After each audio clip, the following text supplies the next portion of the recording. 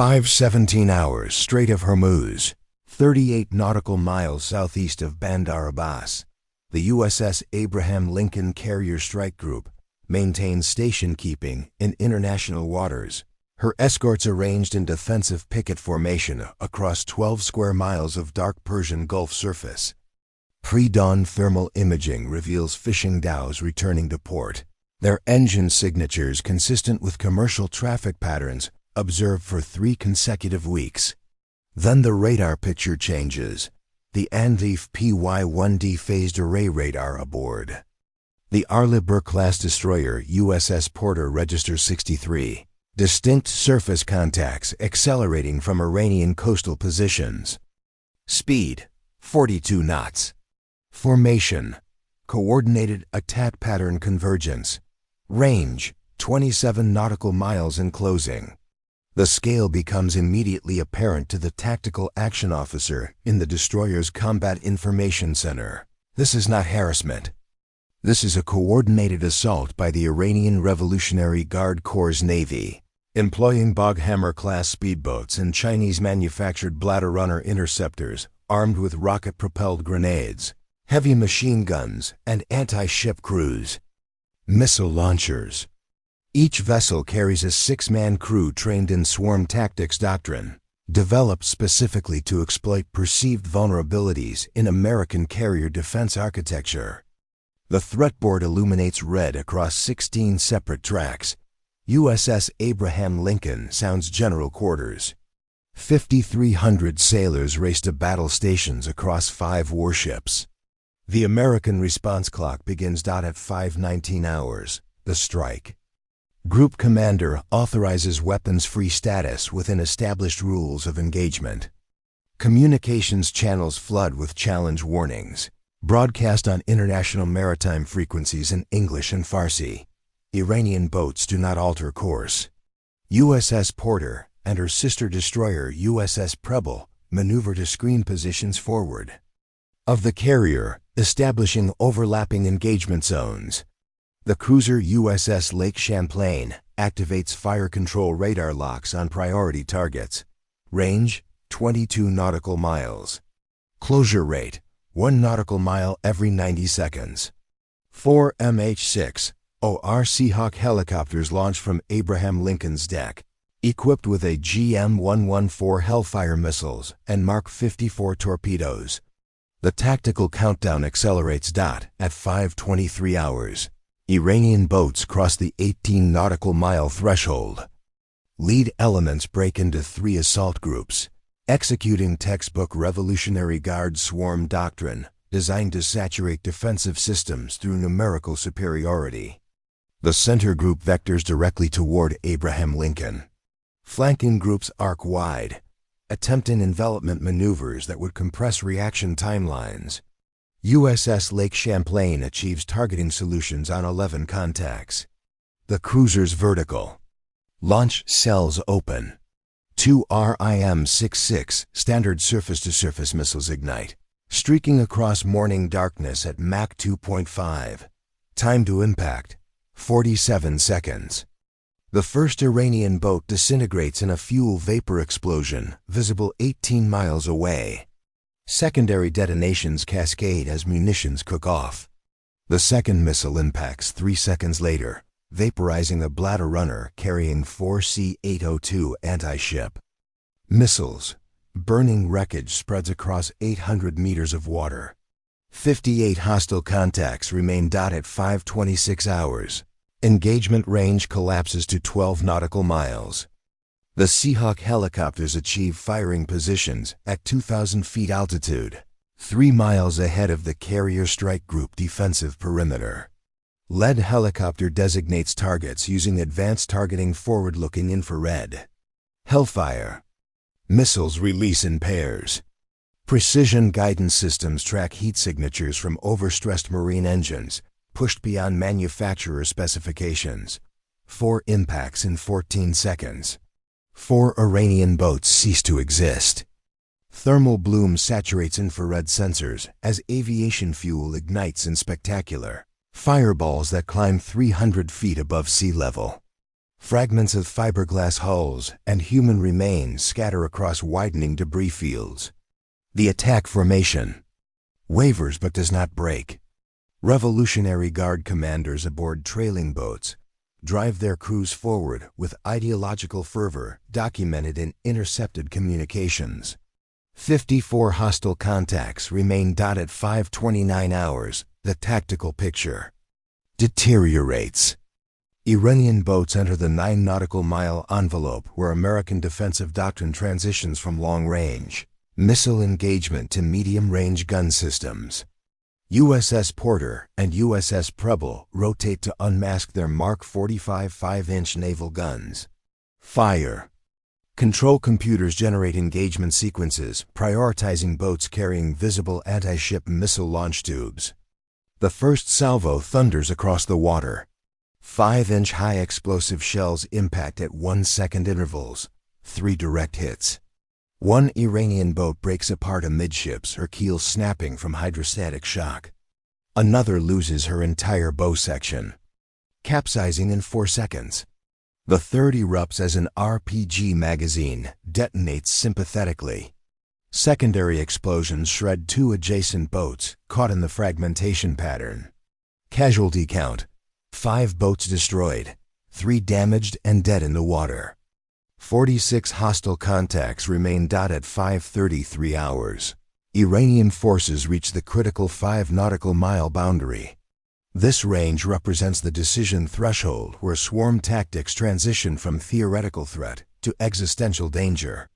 Coordinated saturation attacks within 5 miles can overwhelm even sophisticated Aegis combat systems through sheer volume. USS Abraham Lincoln activates her organic defensive systems. Rolling airframe missiles lock onto targets emitting radar signatures consistent with missile guidance systems. 8 RAM missiles launch in rapid sequence. 8 Iranian boats vanish in overlapping kill radii.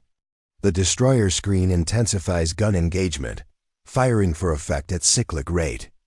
30mm chain guns aboard the Seahawk strafe boat clusters, depleting uranium rounds punching through marine-grade aluminum like tissue paper. The Persian Gulf surface erupts in geysers of white water, fuel fires, and tumbling wreckage. 31 hostile contacts remain at 5:36 hours. Desperate Iranian commanders launch anti-ship missiles from 8 surviving boats at 3.2 nautical mile range. 16 C-802 and C-701 missiles ignite. Sea-skimming trajectories locked onto Abraham Lincoln's electromagnetic signature. The American defensive response is instantaneous and overwhelming. RIM-116 rolling airframe missiles intercept 7 missiles within 2 miles of launch platforms. SM-2 Standard missiles fired from USS Lake Champlain destroy 4 more in terminal phase. The evolved Sea Sparrow missile system aboard USS Porter eliminates 3 additional threats. 2 missiles penetrate the outer engagement envelope. Phalanx CIWS close-in weapon systems aboard Abraham Lincoln track incoming threats at 4,000 rounds per minute. Depleted uranium penetrators create a ballistic wall of metal. Both missiles disintegrate 1,000 meters from the carriers. Debris splashes harmlessly into water. 0 American casualties. 0 damage to U.S. platforms. At 5:38 hours, 11 Iranian boats attempt withdrawal at maximum speed. The tactical calculus shifts. These vessels participated in coordinated assault on U.S. naval forces, establishing them as legitimate military targets under international law of armed conflict. USS Lake Champlain fires 3 Standard missiles at extreme range. Direct hits.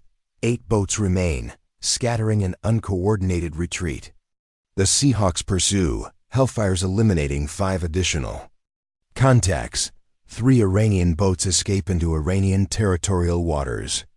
Final tally: 57 of 60 enemy combatants destroyed or mission killed. Estimated Iranian casualties: 342 killed, unknown wounded. American losses: 0 personnel casualties, 0 platform damage, 18 expended. Missiles 470 rounds of 5-inch ammunition. 30-8 minutes after initial radar contact. Silence returns to the Strait of Hormuz. Rescue helicopters launched to search for survivors among burning wreckage fields that stretch across 14 nautical miles of international waters. 17 Iranian sailors are recovered alive, suffering burns and blast trauma. They receive immediate medical treatment aboard American vessels before transfer to neutral third-party custody. Deck cameras record the aftermath, an oil slick visible from satellite imagery.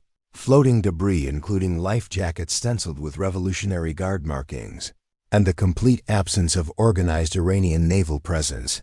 The strait remains open. The carrier strike group resumes patrol operations. Global shipping routes continue uninterrupted. The tactical lessons were immediate and unambiguous.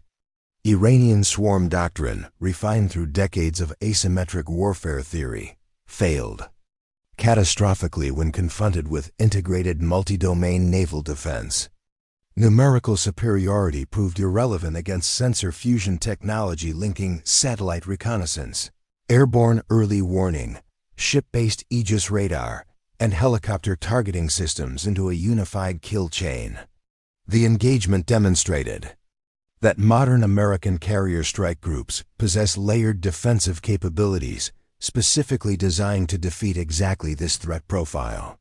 Each defensive layer long-range missiles, medium-range guns, close-in weapon systems, embarked aviation functioned as advertised under combat conditions. Revolutionary Guard commanders had gambled that coordination and audacity could overcome technological disparity. They were comprehensively wrong. Strategic ramifications cascaded across the Persian Gulf region within hours. Iranian state media remained silent for 6 hours before acknowledging a maritime incident without elaborating on casualty figures. Satellite imagery strategic ramifications cascaded across the Persian Gulf region within hours. Iranian state media remained silent for 6 hours before acknowledging a maritime incident without elaborating on casualty figures. Satellite imagery confirmed.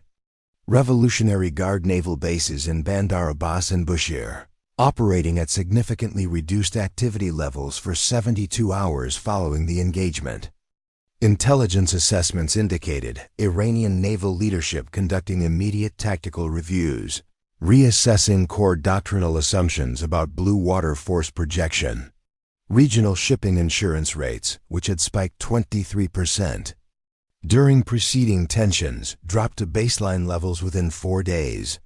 Tanker traffic through the strait increased to above normal volumes as maritime companies demonstrated renewed confidence in freedom of navigation. International reaction divided along predictable geopolitical fault lines. NATO allies publicly supported American defensive actions, emphasizing the engagement occurred in international waters following authenticated threats to commercial shipping. Russian and Chinese diplomatic statements called for restraint while notably declining to condemn U.S. tactical responses. Gulf Cooperation Council nations privately expressed satisfaction with the demonstration of American naval capability, viewing it as deterrent against future Iranian aggression. The United Nations Security Council convened emergency consultations that produced no formal resolution but established international consensus regarding rights to self-defense in international maritime corridors. This engagement fundamentally reshaped Persian Gulf power dynamics in ways that transcended the immediate tactical outcome. Iranian naval strategy had relied for 2 decades on assumptions that swarm tactics could impose unacceptable costs on American capital ships, thereby deterring intervention during regional crises. That assumption died at 5:55 hours on a Tuesday morning, along with 342 Revolutionary Guard sailors who believed revolutionary ideology could overcome physics and mathematics. The combat footage, distributed through naval intelligence channels to partner nations, provided empirical validation of American defense architecture credibility. Deterrence theory holds that capability must be both real and demonstrated. The Strait of Hormuz engagement accomplished both requirements definitively. The Abraham Lincoln Carrier Strike Group departed the Persian Gulf 12 days after the engagement, replaced on station by the USS Dwight D. Eisenhower Strike Group.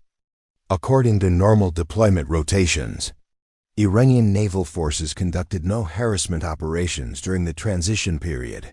Fishing dhows returned to normal traffic patterns. Commercial tankers transited the strait without incident. The Persian Gulf settled into an armed equilibrium where capability, not rhetoric, defined the boundaries of acceptable action. 38 minutes of combat violence established parameters that diplomacy had failed to clarify through months of escalating tensions. The strait remains open, not through negotiation, but through demonstrated capability, a lesson written in fire and seawater that no regional power will soon forget.